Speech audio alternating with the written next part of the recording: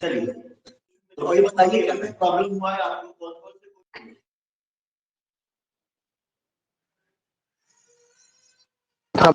Sir exercise 5.3 के 3 का 4 sir. Question पढ़ो, बुक मेरे पास नहीं है, क्वेश्चन पढ़ना होगा। सर क्वेश्चन में सर दिया हुआ है, गिवन है A3 is equal to 15, S10 is equal to 125। Given है A3 yes sir is equal to 15 और S10 दिया हुआ है सर 120। S10 कितना है? 125 125। Then find D and A10। Then find D and A10। ठीक है, तो हमें D निकालना है और A10 निकालना है। क्वेश्चन यस है, सर क्वेश्चन में कोई दिक्कत नहीं है।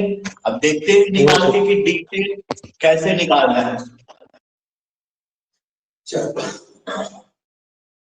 तो देखो, सबसे पहले जो इंफॉर्मेशन हमारे पास गिवन है वो A3 है। अगर हम लोग A3 की बात करें तो फॉर्मूला के अकॉर्डिंग A3 को क्या लिख सकते हैं? A प्लस और A3 का वैल्यू है 15, कितना हो जाएगा? A प्लस 2D के इक्वल, ये हो गया हमारा इक्वेशन 1। अब दूसरा आते हैं किसपे? S10 पे आते हैं। तो S10 का फॉर्मूला हम लोग क्या जानते हैं? S10 is equal to n by 2 plus n minus 1 into D. अगर इस क्वेश्चन में देखोगे बच्चों तो S10 लिखा हुआ है, यानी n के वैल्यू, n के जगह पे क्या लिख दिया गया है? 10 लिख दिया। तो लिखते हैं हम भी, जहां n दिखाई दे वहां 10 लिख दो। 10 by 2 2a 10 minus 1 into D. हमने क्या किया? जहां जहां मुझे फॉर्मूला में n दिखाई दिया है, मैं भाई n की जगह पे क्या लिख दिया हूं? n का वैल्यू 10 लिख दिया। अब S10 दिया गया है हमें 125, 2 से 10 कट जाएगा 5 बार में, और ये 2 प्लस 90 हो जाएगा। 5 से 125 को कैंसिल कर दो, कितनी बार में? 25। अब इक्वेशन क्या बना हमारे पास? तो 2a plus 90 is equal to 25, ये बन गया इक्वेशन 2। अब मुझे क्या करना है? इक्वेशन 1 और इक्वेशन 2, इन दोनों इक्वेशन को सॉल्व करना है, और इन दोनों इक्वेशन को सॉल्व करके a और d का वैल्यू निकालना है। तो क्या करना चाहिए? हम कर लेते हैं, इक्वेशन 1 को 2 से मल्टीप्लाई कर देते हैं। अगर इक्वेशन 1 को मल्टीप्लाई करते हैं 2 से, तो कितना बनेगा? 2a प्लस 4d, और ये कितना? 30, और इसमें माइनस कर देना हमें इक्वेशन 2। इक्वेशन 2 हमारे पास 2a plus 90 is equal to 25। Sign change करने के माइनस करने के लिए, साइन चेंज कर देने के बाद ये 2a हमारा कैंसिल हो गया। 4d से 90 को माइनस करेंगे 5d, और ये कितना? 5।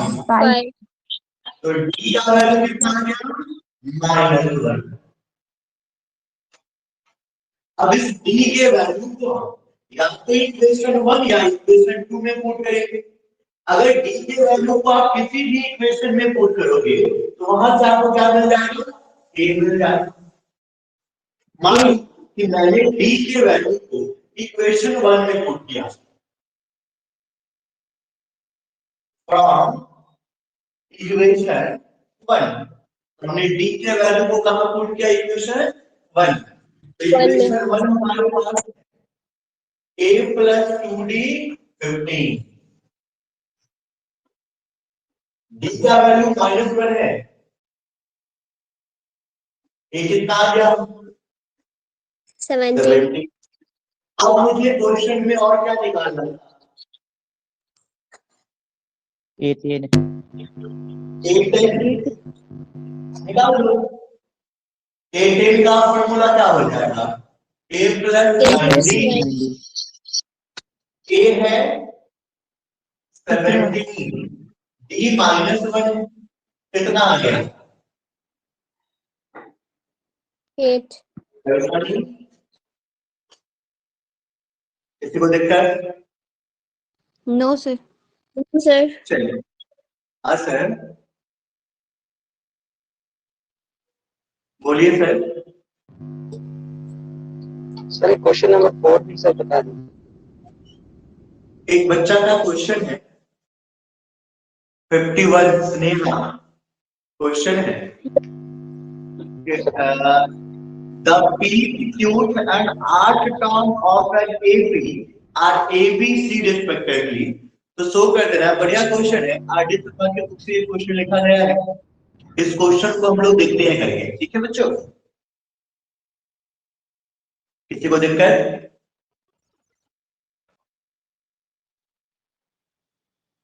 No sir. चलो तो देखते हैं क्वेश्चन करके हम लोग। हमारे पास क्वेश्चन आप चाहो तो लिख सकते हो P, Q and R term of an AP is A, B and C respectively। यानी अकॉर्डिंग टू क्वेश्चन हमें क्या मालूम है P टर्म A मालूम, Q टर्म B मालूम और R टर्म C मालूम, ये हमें मालूम। तो हमें प्रूव कर देना है, प्रूव ये कर देना है A into Q minus R plus B into R minus P plus C into P minus Q किसके इक्वल होगा 0 के इक्वल होगा। ये हमें प्रूव कर देना। किसी को क्वेश्चन में कोई दिक्कत नो सर। No sir. तो चलिए इस क्वेश्चन को करके देखते हैं। बच्चों एक छोटी सी बात आप ध्यान देना, हम लोगों ने एपी में समझा कि एपी में जो nth टर्म लिखते हैं क्योंकि n है तो d कितना लेते थे इससे एक कम, ठीक है ना। जैसे कि मान लो 10th टर्म लिखते हैं 10th टर्म तो d कितना लेते 10 से एक कम कितना 10 - 1 × p होगा। इसी तरह से अगर मैं p टर्म लूंगा तो p टर्म को क्या लिखूंगा a + p - 1 × p = एक दिक्कत बच्चों यहाँ ये समझना कि क्वेश्चन फॉर्म टर्म को तो हम ए लेते हैं लेकिन इस बार क्वेश्चन में ए दिया है तो फर्स्ट टर्म को हम ए ना लेकर के फर्स्ट टर्म को एक्स लेते हैं। इसको लेकर किसी को दिक्कत है? आवाज नहीं आती, समझ में नहीं आ रहा। किसी को दिक्कत यहाँ तक? यस सर, वो लाइन हम एपी के फर्स्ट टर्म को क्या लिखते हैं? इन जनरल एपी के फर्स्ट टर्म को हम ए लिखते हैं, लेकिन इस बार हमारे पास जो क्वेश्चन है इसमें ए गिवन है, मतलब ए कोई टर्म दिया गया है तो फर्स्ट टर्म को हम ए नहीं मान सकते, फर्स्ट टर्म को ए की जगह कुछ भी और मान, तो हमने फर्स्ट टर्म को क्या मान लिया एक्स। पी टर्म लिखना है तो इससे एक कम डी लेंगे तो p माइनस 1 डिलेगी। किसी को परेशानी? No sir. No sir. ऐसे ही किसको? x plus Q, Q minus D. तो क्यू माइनस 1 और इसको x R plus minus into D. r minus 1। कोई दिक्कत अगर है तो बोलो। No sir. सर आप वहाँ पे एक्स क्यों लिखे हैं? इन जनरल हम एपी की फर्स्ट टर्म को क्या लिखते हैं? ए लिखते हैं, लेकिन क्वेश्चन में तो ए पहले से लिखा हुआ है ना, तो फर्स्ट टर्म को तो फिर ए नहीं मान सकते हैं, तो फर्स्ट टर्म को कुछ और मानना होगा, तो हमने फर्स्ट टर्म को क्या मान लिया है? एक्स मान लिया है। परेशानी? अच्छा सेकंड और थर्ड दोनों में आप एक्स ही लिख दिए ना? भाई ए भी नहीं, किसी भी टर्म का फॉर्मूला क्या होता है? ए प्लस ए प्लस 2d ए प्लस 3d, ए तो सब में होता है ना, तो अगर ए फर्स्ट टर्म को हमने एक्स मान लिया है तो एक्स सब में हो जाएगा ना। यस सर बताइए आज। कोई दिक्कत? No sir. बी भी पूछ सकते थे एक्स की जगह। अब देखो दूसरी बात इसको ध्यान देना है यहाँ पे। आपको क्या निकालना है? Q माइनस R निकालना है।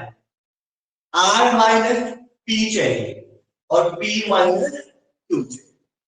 हम निकालते हैं पहले। सबसे पहले हम निकालने जाते हैं P माइनस Q। आप इस तीनों में से किसी को पहले निकाल सकते हो, कोई दिक्कत नहीं। मैं पहले क्या निकालने जा रहा हूँ? P minus Q। तो देखेंगे कि P किस में आया है, तो P आया है इक्वेशन 1। Q किस में आया है?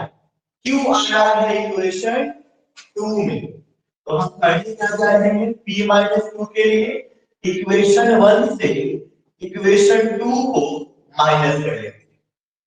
अगर माइनस करोगे देखो क्या होगा, a x कितना होगा बच्चा? ये p माइनस 1, इससे equation 2 b x q minus 1 minus करने के लिए साइन चेंज होगा, b का बच जाएगा a माइनस 2 x आपका कैंसिल हो गया। यस ये क्या बच जाएगा? ये क्या होगा? ध्यान ध्यान मेरा रफ कर रहा हूं, बाद में फिर ये मत करना सर जैसे आपने लिख दिया है। ध्यान दे, मैं रफ कर रहा हूं, मुझे इन्हीं दोनों को माइनस करना है। डी दोनों के साथ डी मैंने कॉमन ले लिया, अगर डी मैंने कॉमन लिया तो क्या होना है? p माइनस 1 और minus Q minus 1। q minus कर लिया, ये मिला p minus 1 minus q plus 1 plus 1 minus 1 कर दिया, क्या मिला? d into p minus q। किसी को परेशानी? No sir. No sir. यहाँ देखिए p minus q into d। दिक्कत अगर है तो बताइए, कोई दिक्कत? Sir no sir. Q minus 1 into D किया है, तो पूरे ब्रैकेट में क्यों नहीं ले लिए? सब्ट्रैक्ट कर रहा है इसलिए। क्या क्या फिर से बोलो।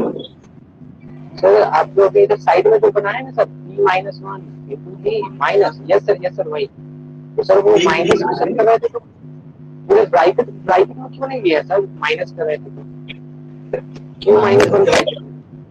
ये तो ब्रैकेट में ले रहे सर डी को भी क्यों नहीं? क्यों ले लिए? डी अप्लाई तो नहीं किया हूं।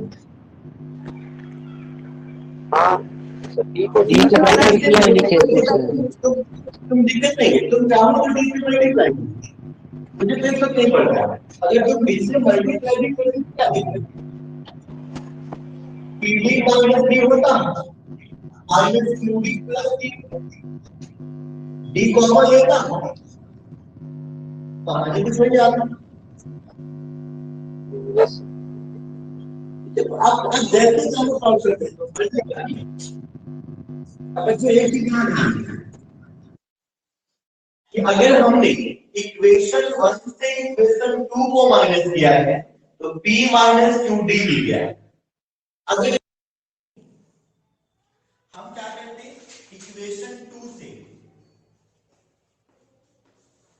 माइनस करते इक्वेशन 3 को तो क्या मिलता है? जरा अंदाजा लगाओ कि इसी दूसरे इक्वेशन 3 को तो क्या मिलता? क्यू माइनस आर इक्वेशन 2 पहले मिलता है b माइनस c और इक्वल टू क्या मिलता है? Q minus R into D 2 minus r। अगर ऐसे ही बच्चा मैं इक्वेशन q माइनस r को सही ना कहीं पे q माइनस r चलेगा। अब चलिए r माइनस p तो इक्वेशन 3 से इक्वेशन 1 को कर लेते हैं माइनस। इक्वेशन 3 से अगर माइनस करोगे इक्वेशन 1 को तो क्या मिलेगा? c minus a equal to कितना? Minus r minus 3। कोई परेशानी बात यहाँ पे कोई परेशानी? No sir. आपको जो प्रूव करना है उसका एलिसिस लिखें। जो आपको प्रूव करना है उसका एलिसिस, उसके एलिसिस में क्या है?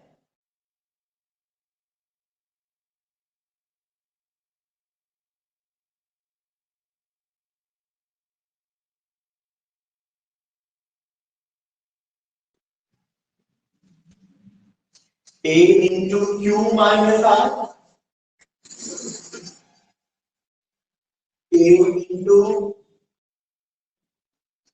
q minus r plus b into r minus p है और प्लस c into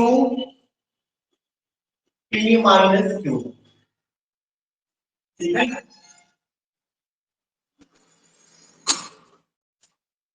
अब बच्चों यहाँ ध्यान देना जरा, यहाँ पे आपको थोड़ा सा कॉन्सेंट्रेट करना है। तो बहुत सिंपल है, आंसर का आप समझ गए हो ऑलमोस्ट। q माइनस r की जगह तुम क्या लिख सकते हो? b minus c by D. d। अच्छा एक काम करो ना, देखो ध्यान बराबर कितना है, बोथ साइड d से गुणा कर दे। LHS वहां पे दोनों तरफ d से मल्टीप्लाई कर दे। अगर दोनों तरफ मैं d से मल्टीप्लाई कर दूंगा तो सब्स्टिट्यूशन करने में मुझे और आसानी होगा।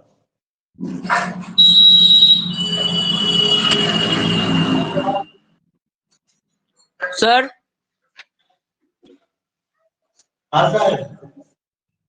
सर ऊपर सर LHS लिखे हैं लेकिन सर आप RHS लिए हैं। LHS RHS दोनों लिखा मैं सोचता हूँ टू प्रूफ जो टू प्रूफ। ठीक है? यस।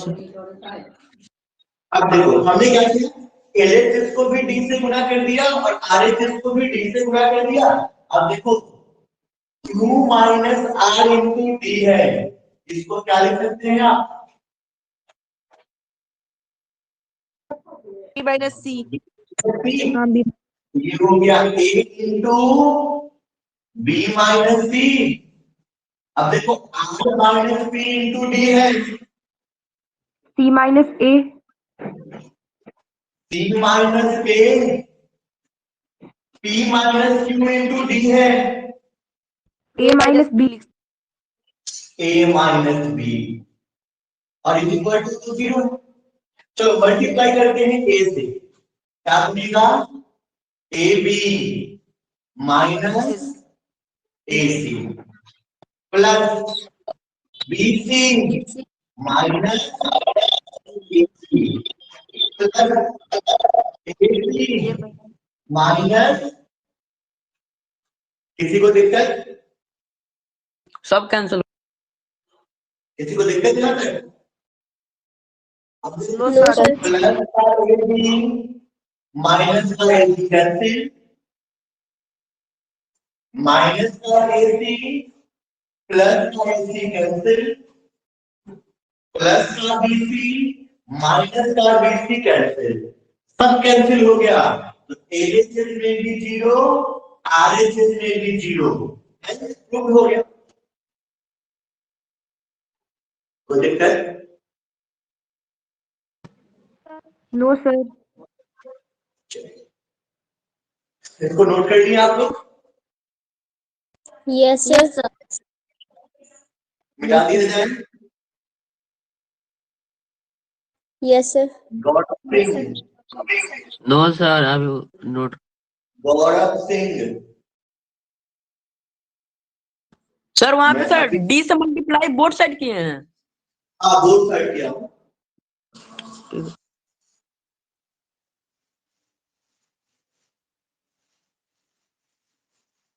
देखो इस बार ये क्वेश्चन जो पूछ रही है वो क्वेश्चन क्या है बता। इस बार ये क्वेश्चन पूछ रही है, क्वेश्चन सुनिएगा। कहता है डिवाइड 56 into 4 पार्ट्स, है ना। क्वेश्चन क्या था आपको कि 56 को 4 पार्ट में डिवाइड करना है। क्वेश्चन समझ लीजिएगा बड़ा था। ये 56 है और मुझे इस 56 को क्या करना है 4 पार्ट में डिवाइड करना है। मान लीजिए एग्जाम्पल के तौर पर आप समझ लीजिए कि किसी से आपको 56 रुपया मिला, आप अपने घर में 4 भाई बहन हैं, कोई आपको 56 रुपया दिया, अगर आप बोला सब लोग अपने में बांट लेंगे। यही वो क्वेश्चन हो रहा है। किसी को 56 रुपए दिया गया है और कहा गया है कि इसको 4 पार्ट में डिवाइड कर देना। अब फिर एक रिस्ट्रिक्शन, एक कंडीशन डाल दिया कि जब 56 को आप 4 पार्ट में डिवाइड करोगे ना, तो जो हर पार्ट होना चाहिए, ये सीक्वेंस जो होना चाहिए वो एपी पूरा करना चाहिए। ठीक है, क्वेश्चन क्या कहा कि जो सीक्वेंस होगा वो क्या पूरा करना चाहिए, एपी पूरा करना चाहिए। अब यहाँ पे एक बात हो जाता है कि हमारा सीक्वेंस क्या होना चाहिए, एपी। मतलब मुझे क्या करना है, एपी में 4 टर्म को सपोज करना है। तो बच्चों एक आप कंडीशन छोटा सा बात याद रखना, अगर एपी में आपको 3 टर्म लेना हो ना, अगर एपी में आपको 3 टर्म सपोज करना हो तो एक करना ए प्लस डी, एक करना ए और एक करना ए माइनस डी। ठीक है, अगर एपी के 3 टर्म को सपोज करने की बात करें तो आप पहले टर्म को सपोज करना ए प्लस डी, सेकेंड टर्म को सपोज करना ए और थर्ड टर्म को सपोज करना ए माइनस डी। और जब फोर्थ टर्म सपोज करने की बात है ना, तो फर्स्ट टर्म को सपोज करना ए प्लस 3d, सेकेंड को सपोज करना ए प्लस डी, थर्ड को सपोज करना ए माइनस डी और फोर्थ को ए माइनस 3d। ऐसा सपोज करो तो क्वेश्चन आपका इजीली बन जाएगा, आपका जो आधा प्रॉब्लम होगा वो यहाँ पे खत्म हो जाएगा। ठीक है, अच्छा बच्चों एक बात और समझो, ये तो आप याद रखो, अगर आपको एपी में 3 टर्म्स को सपोज करना है तो आप सीक्वेंस लोगे ए प्लस डी, ए और ए माइनस डी। आप इसको बदल भी सकते हो, ए माइनस डी, ए प्लस डी कर सकते हो। अगर एपी में 4 टर्म लेना हो तो इस सीक्वेंस में लो। अच्छा किसी के मन में ये तो डाउट नहीं है कि ये जो सीक्वेंस हमने लिखा है क्या ये सीक्वेंस एबी में है कि नहीं है। अगर मन में डाउट है तो आप चेक कर लो ना, d1 निकालो a2 माइनस a1, d2 निकालो a3 माइनस a2, d3 निकालो a4 माइनस। हर बार जब निकालोगे तो आपको डिफरेंस -2d का दिखाई देगा, निकाल के देख लीजिएगा। अगर इसमें कांस्टेंट है, इसका मतलब ये हुआ कि सीक्वेंस एक ही नहीं होता है। अब दूसरी बात है बच्चों, अगर आपको 56 रुपए मिला था बांटने के लिए, तो 56 रुपए अगर आपने अपने 4 भाई बहन में बांटे तो 56 रुपए का, तो जब वापस से इन सबका पैसा को छीन लिया जाए, सबके पैसा को वापस से क्या कर दिया जाए, छीन लिया जाए, तो सबको मिला के कितना होना चाहिए? 56 56 होना चाहिए। Yes, sir. ऐसे मानने का फायदा तो क्या है? माइनस का 3 प्लस के 3 से कैंसिल हो जाएगा, Yes, sir. प्लस का भी माइनस के 3 से कैंसिल हो जाएगा, क्या बच जाएगा? 56 के कितना 40. परेशानी निकल गया। अब क्वेश्चन में और क्या है? क्वेश्चन में और क्या कह रहा था? क्वेश्चन में और क्या कह रहा था? Such that the ratio of the product of their extreme to the mean is 5:6। अब इसके जो एक्सट्रीम है, इसमें एक्सट्रीम मतलब कौन? आगे वाला जो साइड साइड में है वो एक्सट्रीम कर रहा है। तो इन दोनों का प्रोडक्ट यानी a + 3b into a - 3b, और इसका रेशियो किससे लिखना था? मीन से। तो मीन में क्या बच गया? a + b और a - b, ये कितना है? 5:6।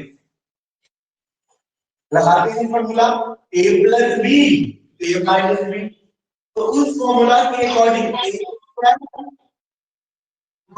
b² और ये a² -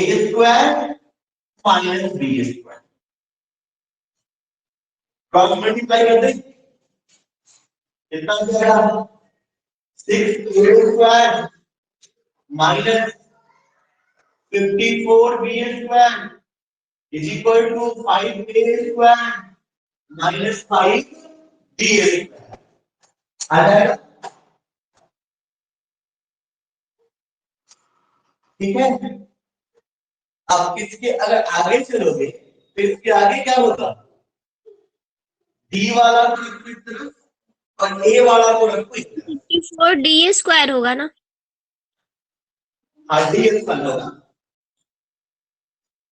d वाला को रखो एक तरफ, a वाला को रखो एक तरफ, तो इधर कहोगे तो ये हो जाएगा a² इज इक्वल टू, इधर जाएगा तो माइनस से प्लस हो जाएगा, कितना? 49। ठीक है, ठीक है भाई। Yes sir. Yes Yes, sir. sir. अब फिलहाल तो वैल्यू आपको मालूम है ना? लिख दिया।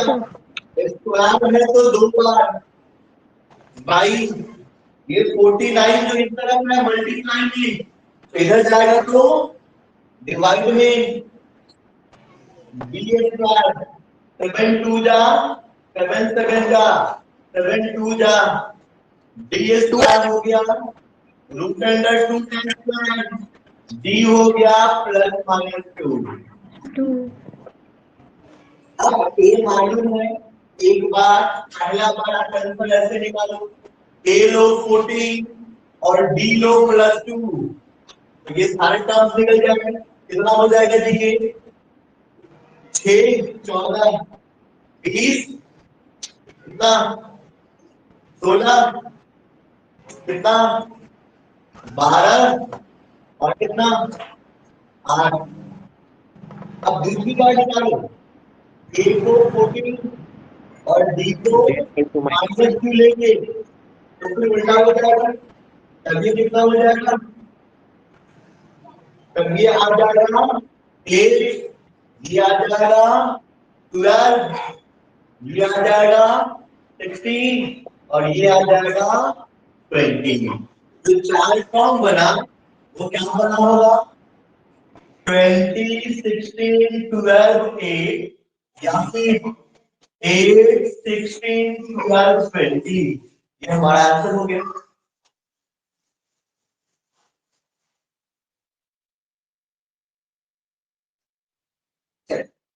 सबसे पहले हमारे पास प्रॉब्लम है 37 सेक्शन ए से सिद्धार्थ का। कहता है find the sum of n term of the following series, और सीरीज लिखा हुआ है, बालक सीरीज ये लिखा है ना, 4 - 1/n, 4 - 2/n। सिद्धार्थ अपने क्वेश्चन Yes, को sir. वेरीफाई कर लीजिए। Yes, sir. Question Plus कितने? 4 minus 3/n.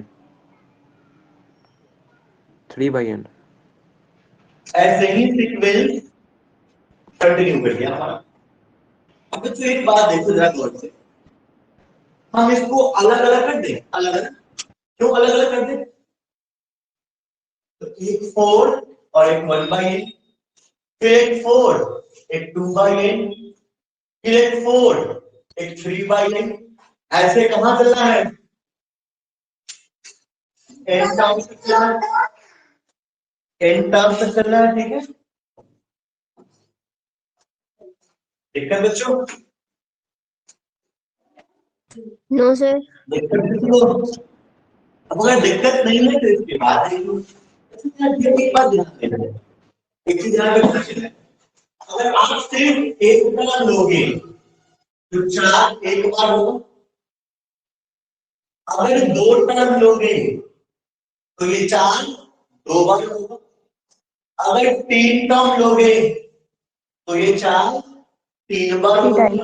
ऐसे अगर n टर्म्स लोगे तो ये 4 कितनी बार होगा? n बार। n times. बाकी सब में से माइनस कॉमन ले लेते हैं, माइनस ही नहीं बल्कि -1/n कॉमन ले लेते हैं। तो ये बच जाएगा 1, ये बच जाएगा 2, ये बच जाएगा 3 का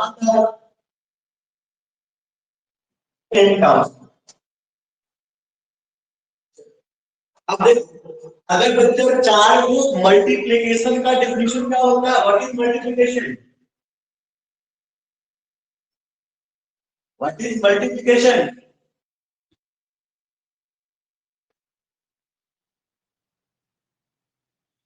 गुना करना।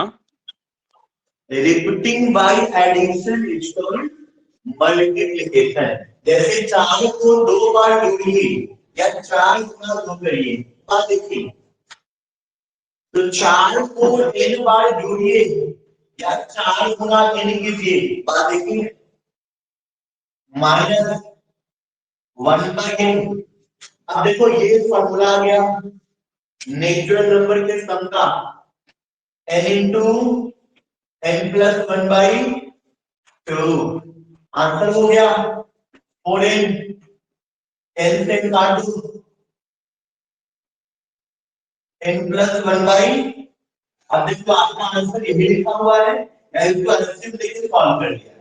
तो यहाँ पे एक फॉर्मूला जो हमने निकाला है ये भी एबी से बना है। कैसे बना होगा एबी से? तो एबी में फॉर्मूला होगा ऐसे ना, n/2 2a plus n minus 1 into d। n term तक निकालना है। पहला टर्म 1 है, कॉमन डिफरेंस भी 1 है, 2 plus n minus 1 हो जाएगा n into n plus 1/। आप आंसर में देख लो कि आंसर आपने अभी तक छोड़ दिया है, ये हम लोग को एलसीएम लेके सॉल्व किया है। सर हाँ सर, सर वहाँ पे सर 1 + 2 + 3 डॉट डॉट करके n टर्म लिखे हुए हैं सर, उसका नीचे सर वो क्यों लिख दिए हैं सर फॉर्मूला उसका sir n into n plus 1/2। फिर से बोलो। सर ऊपर नहीं लिखे हुए सर 1 + 2 + 3 + डॉट डॉट करके सर n टर्म लिखे हुए हैं। हाँ ठीक है सर अंदर नीचे sir sum of natural number का फॉर्मूला लिखे हुए हैं क्या? हाँ, और इसको यहाँ से यहाँ देख लो, ऐसे ऊपर वाले तो क्लियर है। इस वाले फॉर्मूला से Sn is equal to n by 2 2a plus n minus 1 into d। इस फॉर्मूला का यूज कर रहे थे और Sn में हम लोग क्वेश्चन सॉल्व कर रहे थे। इसी की जगह पे एक और फॉर्मूला हम यूज कर रहे थे Sn का। Sn is equal to n by 2 bracket a plus an। तो जहां तक हम लोगों ने क्वेश्चन बना लिया है, उसके बाद अगर आपको किसी क्वेश्चन में प्रॉब्लम हुआ है, क्वेश्चन बोलिए, सॉल्व करते हैं।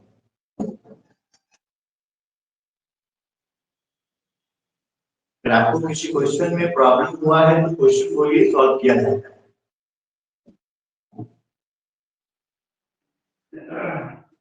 सर एक क्वेश्चन है। बोलो। A sum of rupees 700 is used to be give a 7 cash prizes to a student of a school for their overall। आराम से धीरे-धीरे कहता है a sum of rupees 700, यानी 700 रुपए का हम यूज कर रहे हैं, तो हमारे पास टोटल मनी दैट मींस ये कितना है 700। और इस 700 रुपए में हम लोग कितने प्राइस बांट रहे हैं, तो 700 रुपए में जो हम प्राइस बांट रहे हैं वो बांट रहे हैं 7। क्वेश्चन ये कह रहा था, क्वेश्चन समझ लीजिएगा पहले कि 700 रुपए का यूज किया जाता है 7 प्राइस को डिस्ट्रीब्यूट करने में 700 रुपए खर्चा है। मान लीजिए स्कूल में कोई क्या हुआ,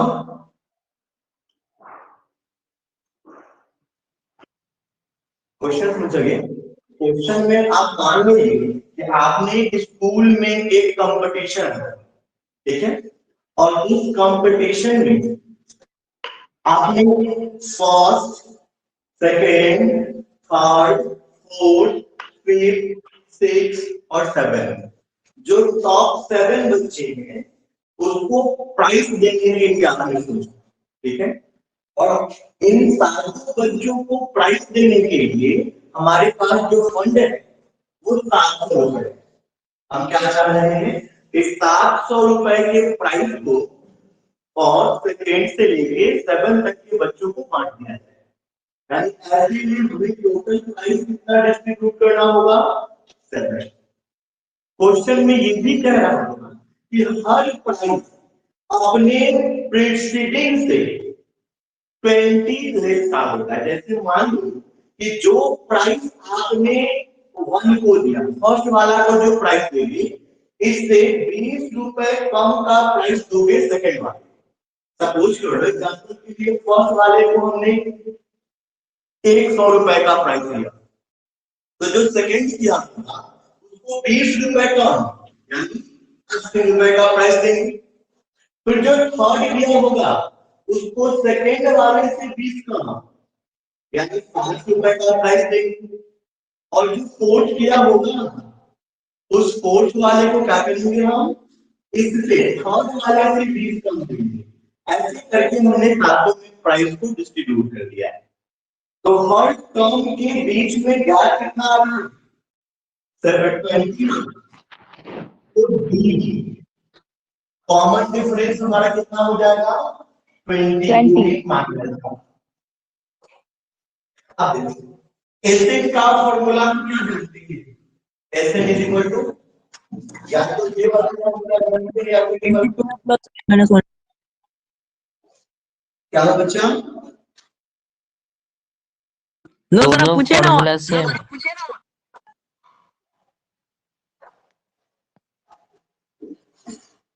कुछ बच्चों का आईडी ठीक से क्रिएट नहीं किया गया है, जैसे सोनी, महिवाल, शिखा स्वराज, गोलू, तनीषा, आप लोग का अटेंडेंस नहीं बन पाएगा। सिमरन, अमीशा, आप लोग अपना आईडी ठीक से नहीं बनाया। आईडी बनाने के लिए पहले लिखना था रोल नंबर, किसी का रोल नंबर 14 है तो 14, फिर लिखना था सेक्शन बी है तो सेक्शन ए, और फिर लिखना था अपना नाम, एक्स वाई जेड जो भी नाम होगा। कर लेंगे। आईडी अगर आप इस तरह से नहीं बनाओगे तो अटेंडेंस नहीं बनेगा, और अगर अटेंडेंस नहीं बनेगा तो इंटरनल मार्क्स जो देना होगा उसमें आपको दिक्कत हो जाएगी।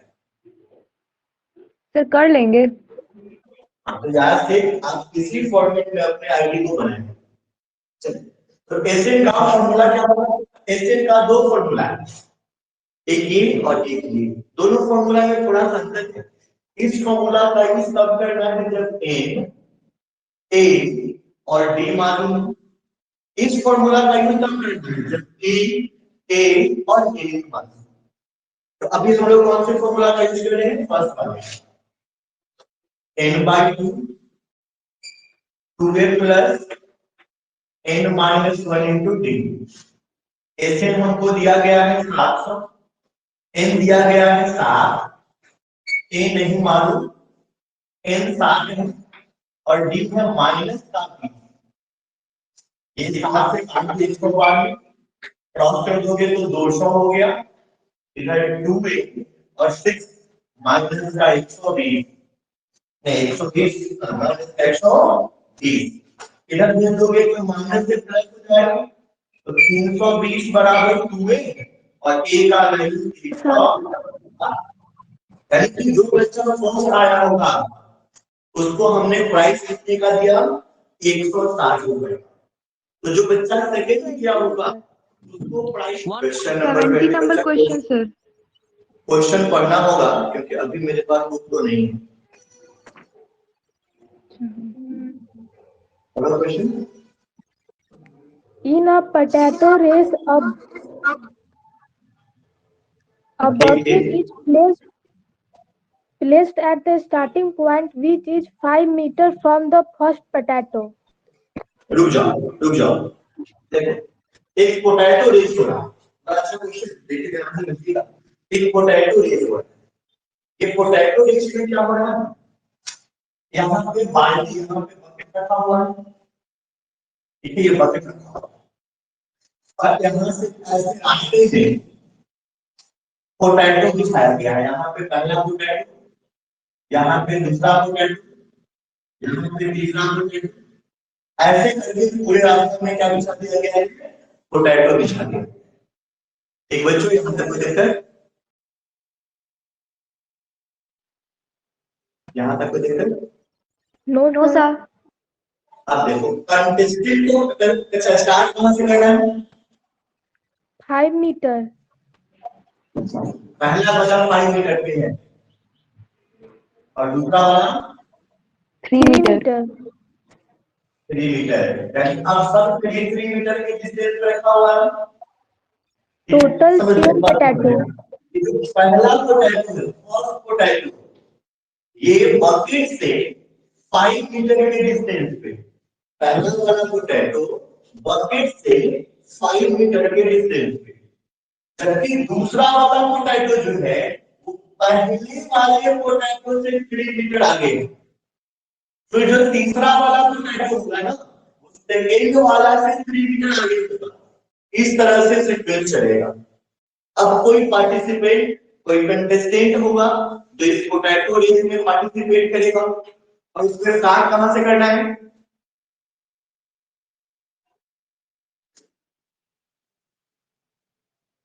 बोलो क्वेश्चन आगे।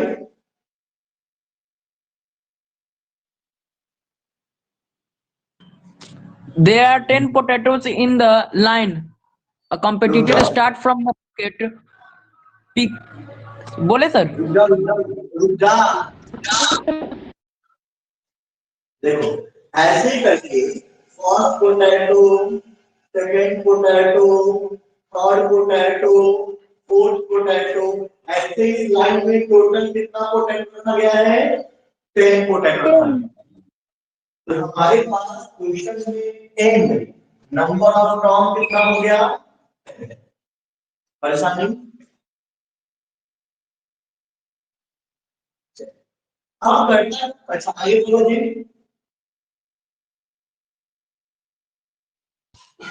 A competitor start from the bucket, pick up the nearest potato, runs back with. अब क्या है, कोई कंपटीटर जो है वो बकेट यहाँ से स्टार्ट करेगा और यहाँ से दौड़ते हुए गया पोटैटो के पास, समझिएगा सिचुएशन समझिए, यहाँ से स्टार्ट किया, दौड़ते हुआ गया पोटैटो के पास, कितना डिस्टेंस कर लिया होगा?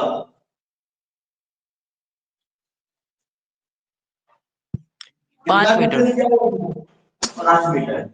अब उसके बाद वो क्या किया कि वो पोटैटो लेता और इस पोटैटो के लेके इस पोटैटो को यहाँ से उठा लिया, पोटैटो को उठाने तक वो 5 मीटर दौड़ लिया है, और इस पोटैटो को यहाँ से उठा के वो क्या करता है, लाके बाल्टी में रख देता है।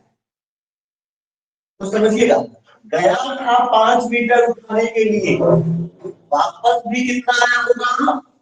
5 मीटर। एक पोटैटो को उठाने में वो टोटल कितना डिस्टेंस कर लिया होगा? 10 मीटर। 10 मीटर। तो हमारा एपी फॉर्म कर रहा, पहले पोटैटो को उठाने में 10 मीटर। चलिए, तो अब बंदा क्या किया, यहाँ से गया था, पोटैटो लिया, फिर वापस आ गया बकेट के पास। अभी वो आदमी कहाँ है? वापस से बकेट के पास है। अब फिर यहाँ से वो दौड़ा, फिर यहाँ दौड़ेगा, तो अब वो दौड़ते हुए कहाँ गया? सेकेंड पोटैटो के पास गया। तो सेकेंड पोटैटो के पास जाने में उसने कितना डिस्टेंस कर लिया? 8 मीटर। 8 मीटर। यहाँ से यहाँ गया 5 और इसके बाद 3, 8 मीटर डिस्टेंस हो गया, पोटैटो तक पहुंचा।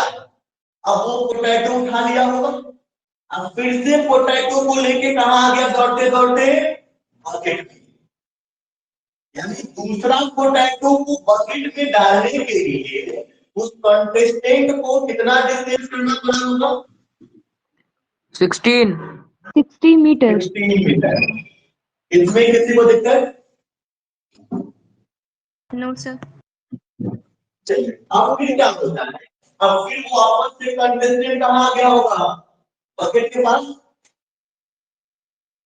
अब फिर यहाँ से वो दौड़ा तीसरे पोटैटो के लिए, तो थर्ड पोटैटो तक पहुंचने में उसको कितना डिस्टेंस लग गया होगा? थर्ड पोटैटो तक पहुंचने में 11। उठा लिया पोटैटो, उठा के कहाँ लेके आ गया? इसको बकेट में डाल दिया। तो थर्ड पोटैटो को जाने में, उठा के बकेट में डालने तक कितना डिस्टेंस कर लिया होगा?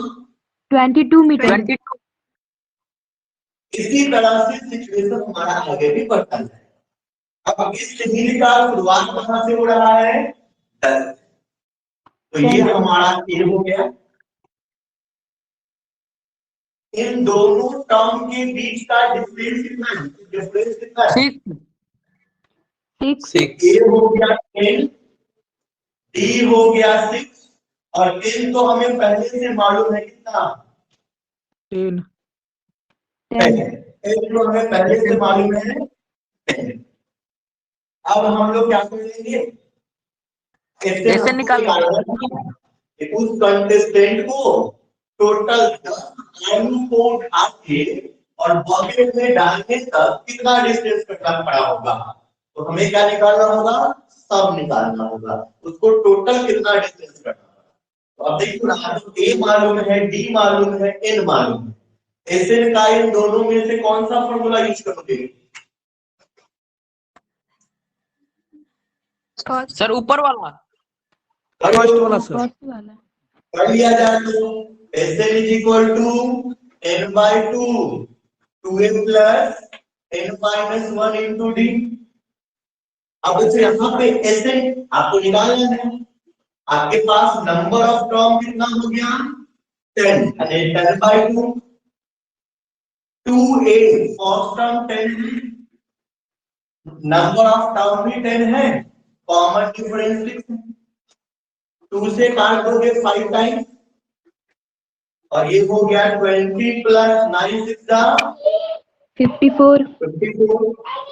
अब ऐड कर देना है, ऐड कर देंगे तो कितना? 74। मल्टीप्लाई कर देना है 5 से, 74 370। मल्टीप्लाई करो कितना? 370। Yes sir. यानी उस कंटेस्टेंट को पूरा 10 पोटैटो को उठा के और बकेट में डालने तक 370 मीटर डिस्टेंस कवर करना पड़ा होगा। किसी को दिक्कत इस क्वेश्चन में? No sir. चलिए नोट कर लीजिए, तो मिटा दूंगा मैं।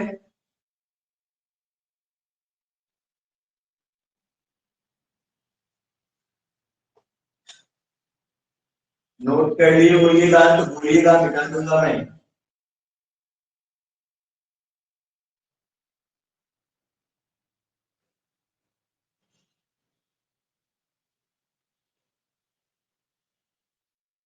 मिटा दूं?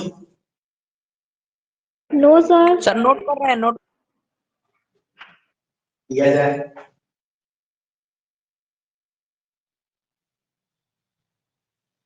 और सभी लोग को होमवर्क जो होगा, होमवर्क सेक्शन में जाके पर डे अपलोड करना होगा।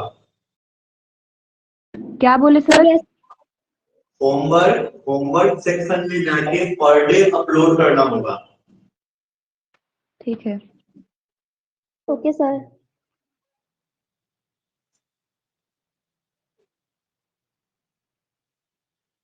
साफ साफ दिखाई दे रहा है ना?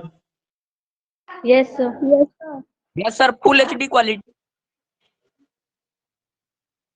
मिटा दिया जाए। Yes sir. Yes sir. Next problem बताओ।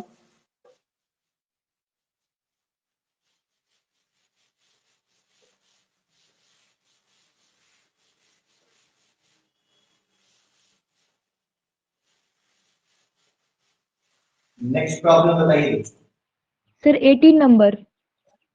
मेरे पास बुक नहीं है, क्वेश्चन आपको पढ़ना होगा। क्वेश्चन बोलते हैं। हाँ। A spiral is made up of successive semicircles with centers alternately at A and B, starting with देखो क्वेश्चन ऐसा कह रहा है कि स्पाइरल बनाया गया है। स्पाइरल बोलते हैं जलेबी।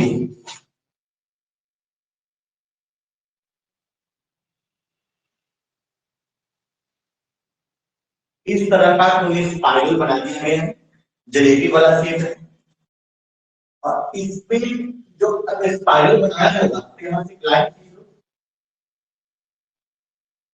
ठीक है, ध्यान से बात कीजिए। कोई स्पाइरल ऐसा होगा जो इसको सेंटर मान के बना रहे हो, और कुछ स्पाइरल जैसे ये वाला स्पाइरल, ये सेमी सर्कल, स्पाइरल का सबसे छोटा सर्कल सेमी सर्कल, इसको सेंटर लेके बना हो। और इसी के बाद वाला देखना, इसी के जस्ट बाद वाला जिसको हम लोग इसको सेंटर लेके बनाएंगे, ये वाला स्पाइरल। समझा? ये जो बना सेमी सर्कल ना, इसके लिए सेंटर हमारा कहाँ आ जाएगा? ये वाला। ऐसे ही ऊपर वाला जो भी है, ये वाला जैसे एक सेमी सर्कल बना, इसका सेंटर ये होगा, और नीचे वाले का सेंटर ये रेड वाला है, और ऊपर वाले का सेंटर ये। सबको क्लियर है यहाँ तक? Yes sir. इसी में कुछ पॉइंट का नाम दिया गया है। इस पॉइंट का नाम क्या दिया गया है जी? ए। वाला A, और इसका बी। B, मतलब एक बात समझिए, एक बात यहाँ से कंफर्म है कि इस लाइन के ऊपर जितने भी सेमी सर्कल बनाए गए हैं, उन सबका सेंटर कहाँ पे है? ए पे। यहाँ पे जो आपका सेमी सर्कल है उसका सेंटर ए पे, और वही जितने सेमी सर्कल नीचे बना हुआ है उसका सेंटर कहाँ पे है? बी पे। बी है। बात का बी, हाँ बी। जो नीचे वाला है सेमी सर्कल उसका सेंटर बी है, और ऊपर वाला जितना भी सेमी सर्कल है उसका सेंटर ए। एक बात यहाँ ध्यान देना है कि अगर आपने सेमी सर्कल यानी कि आपने स्पाइरल बनाया, तो स्पाइरल का मतलब जलेबी जिसको खाते हो वो जलेबी स्पाइरल है। स्पाइरल का मतलब ये वाला स्पाइरल का टुकड़ा है। तो ये वाला हिस्सा, ये इस शेप को आप क्या कैसा शेप करते हैं? तो सेमी सर्कल का सेमी सर्कल, बिल्कुल। अच्छा, सेमी सर्कल तो है, लेकिन यहां से लेके यहां हाफ सर्कल, क्या क्या बोली हूँ? हाफ सर्कल है। हाफ सर्कल, ठीक है। मैं अभी दूसरा बात पूछ रहा था, तो ध्यान देना। अगर मान लो कि हम लोग किसी तरह से इस पे चाहते हैं एक रस्सी बिछा देना, स्पाइरल जो वो चाहते हैं किसका बनाना? रस्सी का बनाना। तो इसके लिए हमको रस्सी कहाँ डालना होगा? इस पे डालना होगा, है ना? और अगर हम ज्योमेट्रिकली बात करें तो ये आपका सर्कल है। और सर्कल के ऊपर ये जो आप लेंथ करोगे, ये लेंथ क्या कहलाएगा? सर्कमफ्रेंस। सर्कल के ऊपर ये जो लेंथ करोगे, ये क्या कहलाएगा? ये भी तो सर्कमफ्रेंस कहलाएगा। सेमी सर्कल का सेमी सर्कल, हाफ सर्कल फ्रेंस होगा। हाँ, सेमी सर्कल का सर्कमफ्रेंस होगा। तो सर्कमफ्रेंस का फॉर्मूला होता है 2 पाई पूरे सर्कल के। आधा सर्कल हो गया तो पाई। Yes sir. चलिए अब थोड़ा सा क्वेश्चन आगे करिए।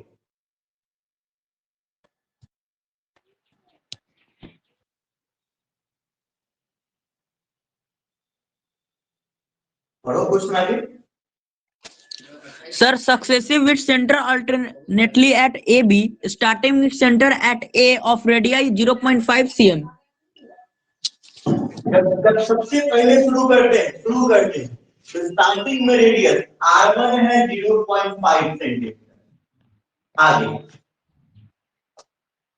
आगे 1.0 centimetre and 1.5 centimeter, 2.0 centimeter, as so on.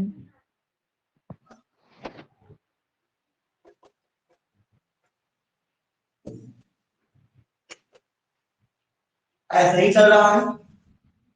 हाँ, अब देखो, आपका पहला स्पाइरल कौन है? ये ऊपर वाला।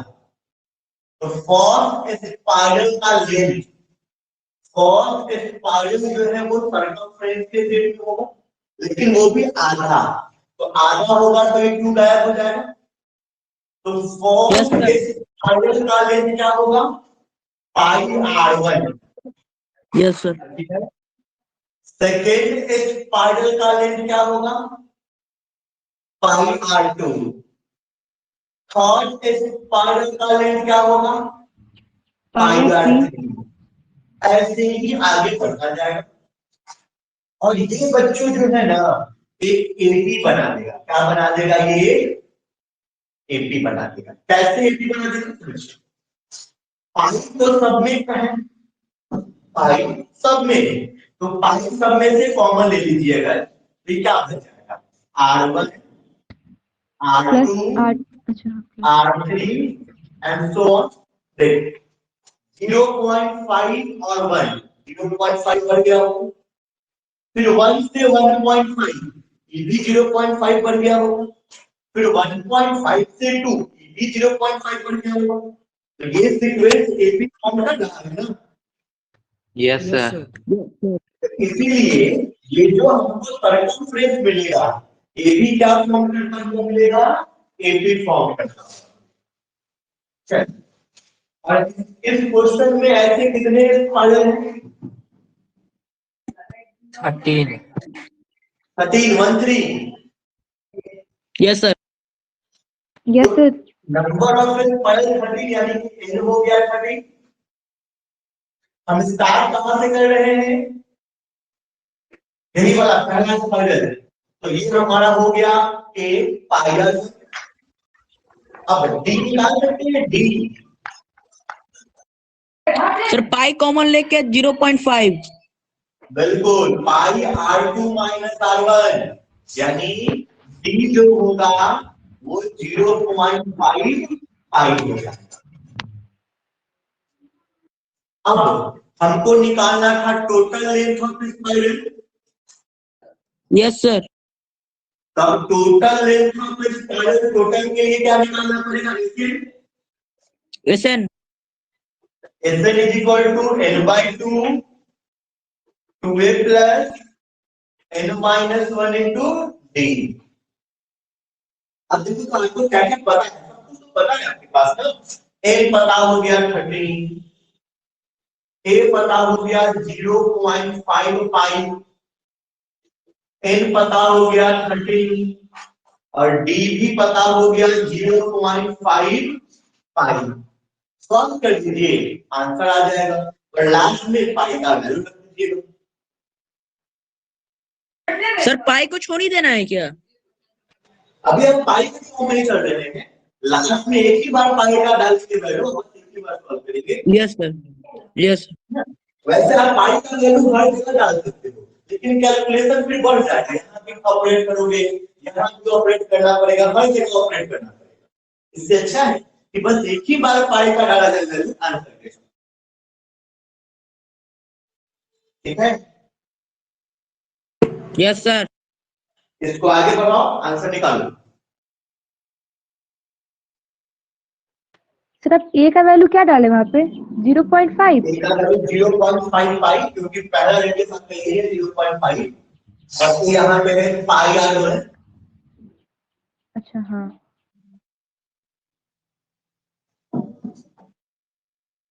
143 सेंटीमीटर। आंसर देख लीजिए कितना है। तो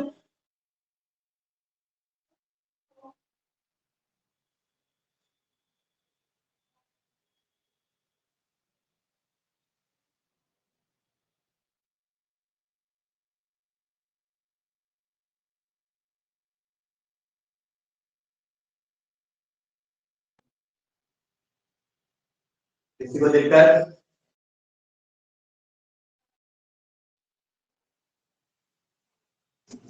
सिंप्लीफिकेशन में किसी को दिक्कत है?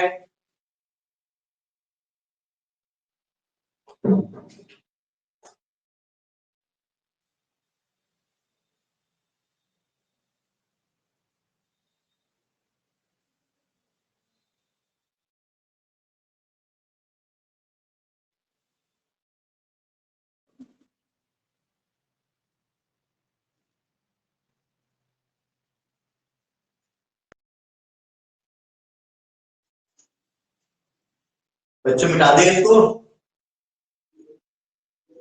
Yes sir. Yes sir.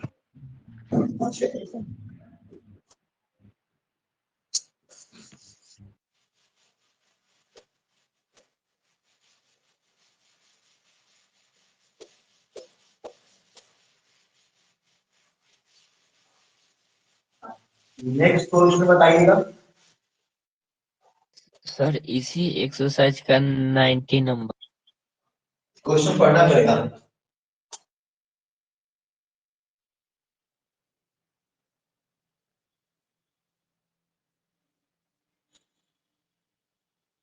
Question पढ़िए। सर वीडियो खोल दे, मेरे पास बुक है।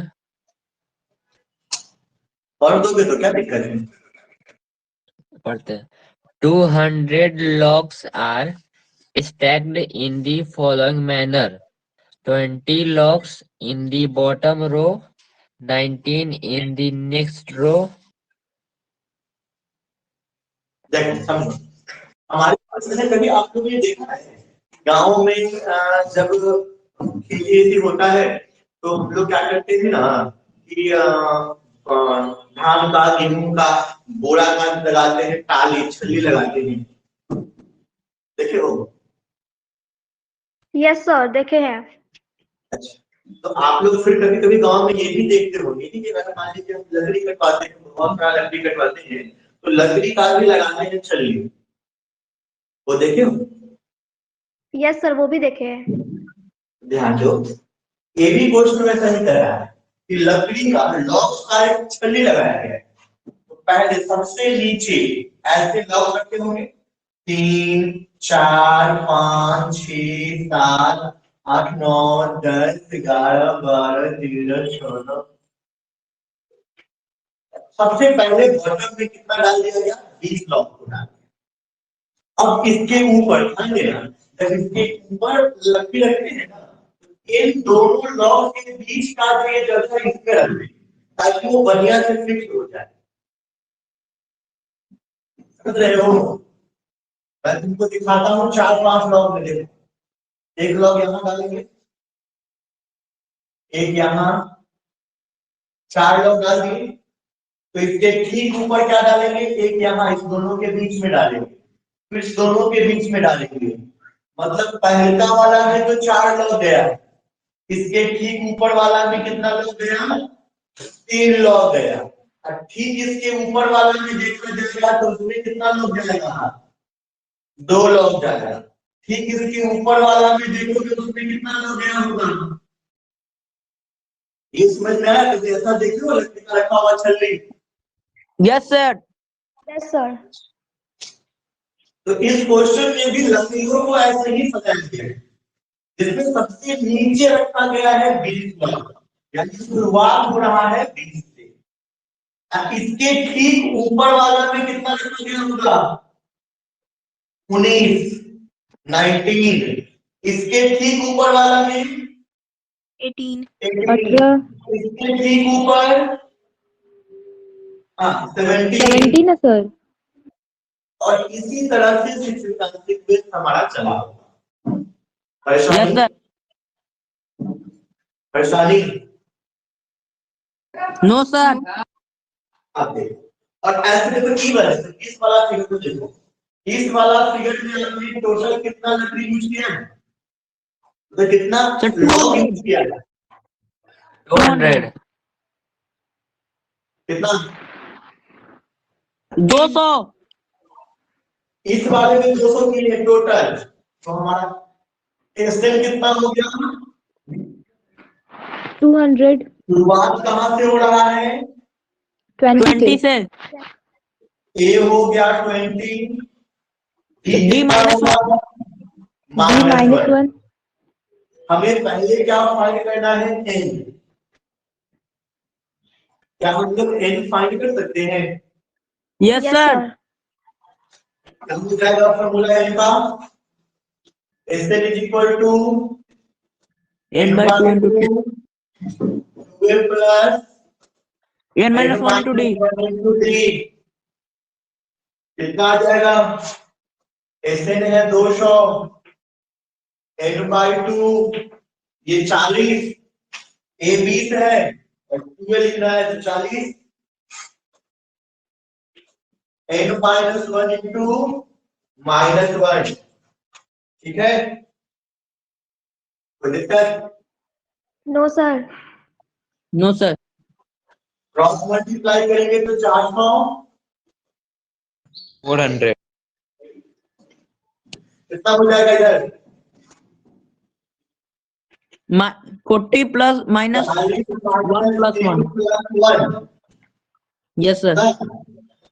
मतलब अगर ये इक्वेशन बना के इधर सबको लाए कर दे रहे हैं तो n² - 41 n प्लस 400 बराबर 0। ठीक है? Yes sir. अब इसको फैक्टराइज करके n निकालोगे तो n आएगा 25 और 16।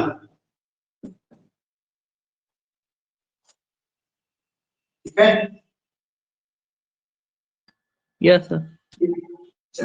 अब n आ गया 25 और 16, इसका मतलब है कि नंबर ऑफ टर्म कितना हो जाएगा? ऐसे ऐसे करके कितना उसमें लाइन बना होगा? या तो 25 या तो 16, पता नहीं। n का दोनों ही वैल्यू पॉजिटिव है, दोनों ही लेने लायक। 16 रोज है। अब क्या करना है बच्चों? इतना कर लेने के बाद क्या करना है आपको? आपको निकालना है A25 और A16, ये दोनों निकालना है। और इन दोनों में जो नेगेटिव आ जाएगा वो इम्पॉसिबल हो जाएगा। इसलिए इम्पॉसिबल हो जाएगा कि लकड़ी रखोगे तो एक को रखोगे, कम से कम एक लकड़ी रखना है, और नहीं रखोगे तो 0 रखोगे। लेकिन लकड़ी कभी माइनस में, अगर तुम मान लो दुकान जाओ, दुकानदार से कहो कि -5 कलम खरीदना है, तो -5 कलम, खरीद सकते नहीं हो? देगा। नहीं खरीद सकते। तो या तो खरीदेंगे तो कम से कम 1 होगा और नहीं खरीदेंगे तो 0 होगा, लेकिन माइनस में नहीं हो सकता। ठीक उसी तरह से इन दोनों में से कोई एक आपको नेगेटिव मिल जाएगा और नेगेटिव वाला इम्पॉसिबल हो जाएगा और जो दूसरा बच जाएगा वही हमारा आंसर।